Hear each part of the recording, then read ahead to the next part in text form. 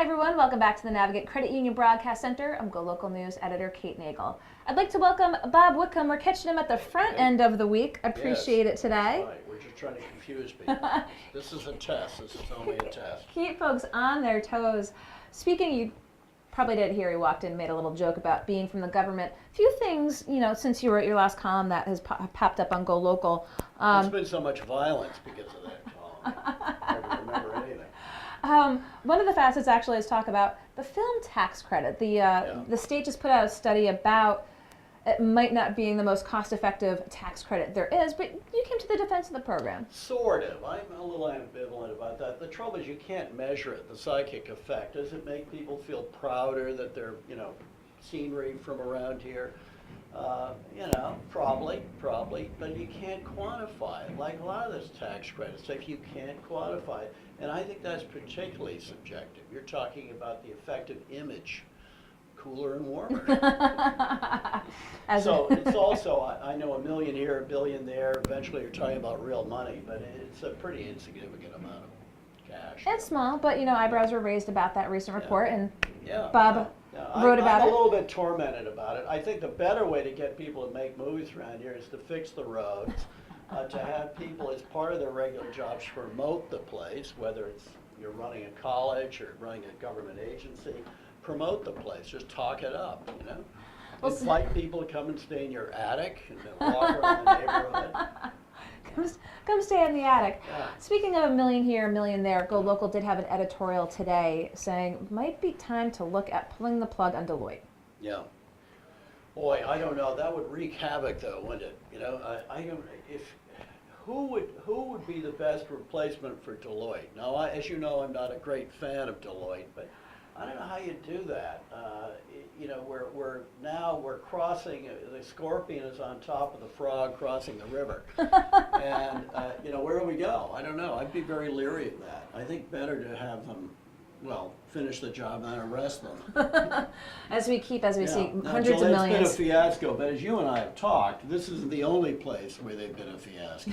There have been other states, other cities with somewhat similar problems dealing with social benefits. And, it's a huge company, but to push them off the cliff now might cause too much It's tough. I mean, how much is enough if you keep sort of pouring money down the money pit? Actually, the house that was in the money pit might be on the market again. I'll have to. Okay. I wonder if it would be better if they'd somebody suggested if we'd broken up this whole project. I think it's been on GoLocal.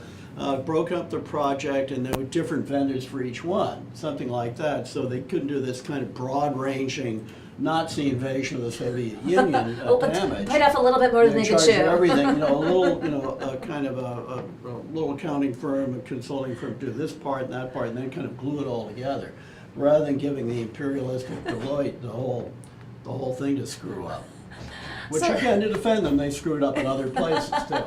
Not just here in Rhode Island. Yeah. Speaking of Rhode Island, the big story today on GoLocal is taking a look at potential gubernatorial candidate Matt Brown's campaign contributions from when he was Secretary of State, now running, no doubt about it, to the left of like Gina the membership right of the now. Cosmos Club. These Matt's backers have often usually skewed wealthy. So what's your thoughts on that? He comes out with a letter saying we have to fight Wall Street, we have to fight the entrenched interests. Yeah, but that's often been the case. You have very rich people, who are supported by other very rich people taking progressive stands. Michael Bloomberg, Nelson Rockefeller.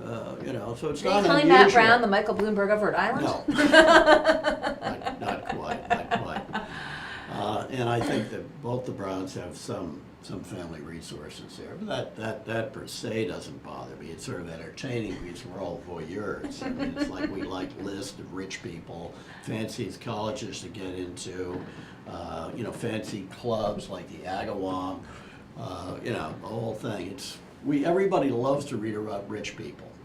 You absolutely have a point. And it was interesting, too, because, throughout the presidential campaign, Bernie Sanders liked to say, my average donation was 25, know whether that's Yeah. been verified is still up to some debate. Yeah, but the average I don't donation think it's true. Yeah. for Matt Brown was several $100s. Yeah, I mean, yeah. a lot of times, Yeah. the true blood progressives Yeah. like to say that they're the populace, that they're really getting that. Yeah, no, it's like from Mr. the people. Steyer who wants to impeach Trump. He's given a lot of money. Soros has given a lot of money. I don't think that necessarily means anything. I don't think it's really it's not really hypocrisy. It's sort of entertaining. The question is, what are their policies? That's all I care about.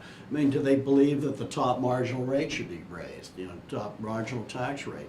Do they believe in Medicare for all? Stuff like that's really all I care about. And FDR wasn't super rich, but he certainly came from a very, aristocratic, affluent background, and he was the leader of the modern man, the common man. He spoke to them probably better than any president ever has, and there he was with his plummy voice. My friends, I would like to tell you about my bank reform. This kind of, and he got away. They loved it. The coal miners, So let's go to another piece that So GoLocal. be rich. That's good. Be rich. Yeah. Says Bob. Yeah. GoLocal today was at an event early this morning. Folks in the jewelry district wanted to bring attention to this proposed 46-story tower. Yeah. And this is Jason Fein, was approved by the 195 Commission, going before the City Planning Commission this week. The Fein Tower, Yeah. 46 stories, would dwarf the Superman building here in this part of town. Which is falling apart. We can see it dissolving in front of us, in fact. Crumbling It's kind of melting. Crumbling as we speak. So, talk with us. Does a 46-story tower sort of belong in the jewelry district? Do the people of the jewelry district really have a say in this versus the rest of the city? They should be consulted, but I don't think just the height per se is a bad thing. It is a city, and I think if it's a nice design, people can see it all the way down to the end of the bay.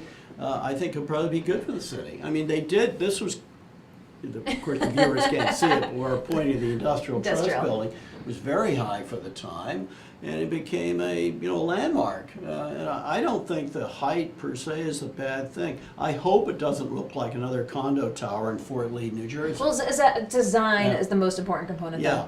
To me, the design. Is it a distinguished design? I hope it doesn't look like a tower in Abu Dhabi either. But the height, I know my old friend Will Morgan would probably disagree with me on this, but I think it's good to have skyscrapers in a real city. It says it's a real city. Will Morgan will be here in studio for Business Monday with Josh Fenton. Yeah. My lawyer will be here too. Yeah.